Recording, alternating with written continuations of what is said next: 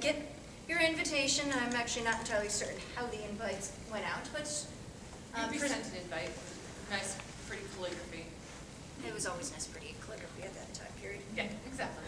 And you would come to your host's place.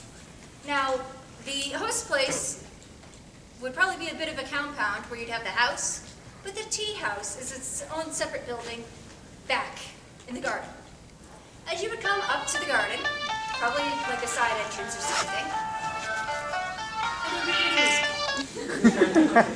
so you would come. There might be.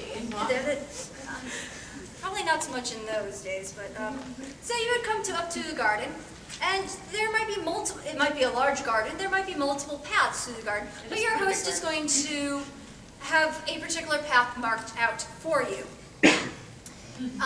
Oftentimes that path will be marked because there will be something that the host wants you to notice along the way.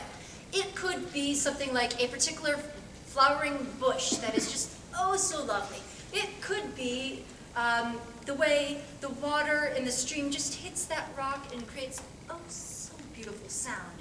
There is something along this path that the host might want you to make note of. And I think the crane yukata. yes. You want to notice the crane yukata. That's exactly why I had you walk that way. Right.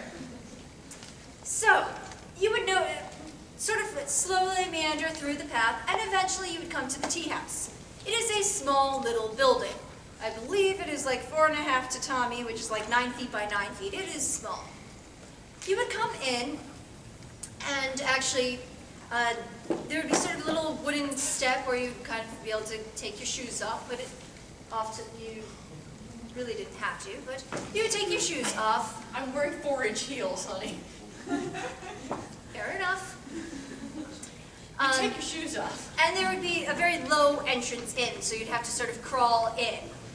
In some ways, it's sort of saying that no matter what your position in life, everybody is kind of equal in the tea house, which is not true, and we'll explain that later. But that's kind of a nice kind of idea. So you come in humbly, and you would approach a small little room with an alcove.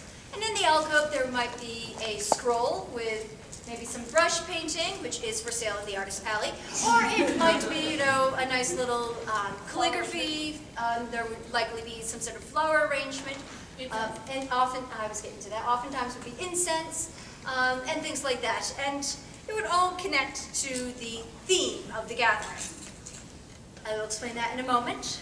So you would come in, you would meditate upon the items in the alcove and the theme, I'm meditating. which would...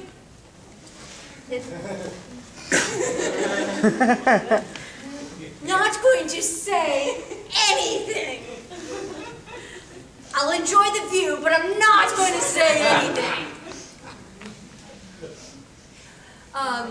And so you would continue to meditate upon the theme, which you would likely have started noticing on your walk up to the tea house. So then you would come into the tea house. Oh, thank you. And it would be time for tea. Now, I mentioned a little bit about themes. Well, the tea ceremony, yes, it's kind of zen and religious and meditative. It's also still a party. And parties like to have themes. Star Wars birthday party. Exactly, a Star Wars birthday party. I wouldn't know anybody who would have a Star Wars birthday party. No, nobody at all. To be fair, it was the day that the Empire Strikes Back was coming out in the re-release, and there was no way I was going to miss the opening showing of that. Don't feel bad, I had a Star Wars wedding. Excellent.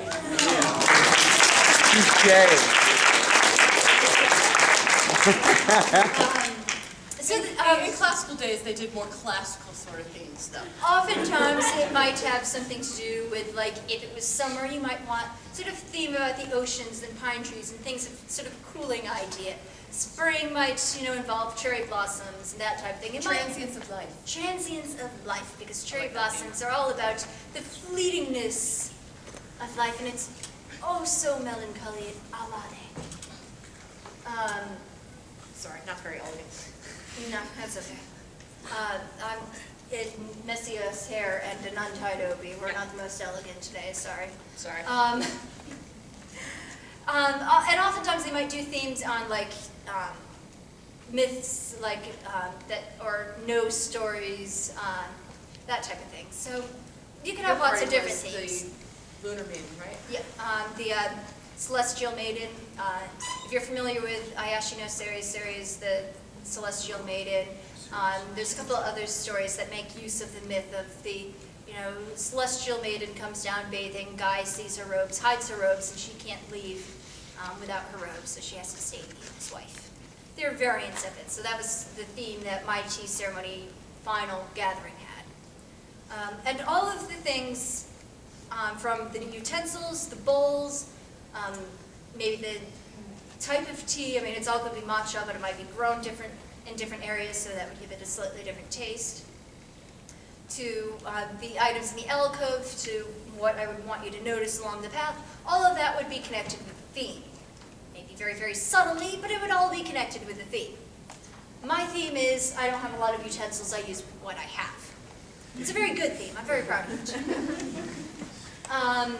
So, Our theme is anime convention.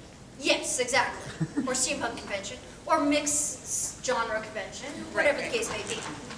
That is our theme. Time for guests? Thin tea. Oh, the ceremony itself.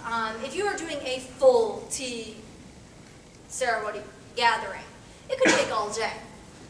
There's going to be several courses. There will be, it'll include both a thick tea and a thin tea course. Thick tea is the more formal gathering. You're quiet. You don't say You're anything, meditative. it is very formal. Thin tea, while it can be more formal, is also more informal of the two. So you And can do a therefore, little chit chat. There are times in a thin tea ceremony you can talk, Talk amongst yourselves. yep, and so on. So oftentimes it will generally start with a thick tea, a meal, thin tea. You always get a little snack with the tea. There might be a chance to stop for a smoke break and all of that, and there'll be time to stop to chat and things like that. So, as I said, a full-on tea ceremony gathering. Can last as long as you want it to. All right. Before we get into the specifics of what I'm doing in the ceremony, other questions? Yes. So you're the host, you're running it. No. She's the host. I'm the host. Oh, you're the host. She's You're the main running guest. I'm running it. I'm the head guest, who is me, is the most highest ranking guest. And the highest ranking guest, once the party starts, has a lot of control over how the party goes. But I'm the host. But she's the host. I would invite her to come to my party. Okay, so you're not just like a servant. I'm Oh, not no. a servant. No, She's the I would highest have- ranking at all. I would have, likely a fair bit of rank. Tea masters were oftentimes very highly respected if you were good, and particularly if you had the favor of those in power. If you didn't, you would likely find yourself kind of being a tea- exiled. I was going to say, you wouldn't be a tea master for very long. So yes, I would likely have quite a bit of prestige, respect, and status. I'm the host. I would invite people, but the head guest has a lot of control of things, and we'll explain that in a little bit. And the guests are male and female? Yep. A host could be male or female. And and the difference between, so this red This- napkin is the signifier of the host of the party. Yep. So we know that she's the host because she's wearing this red napkin.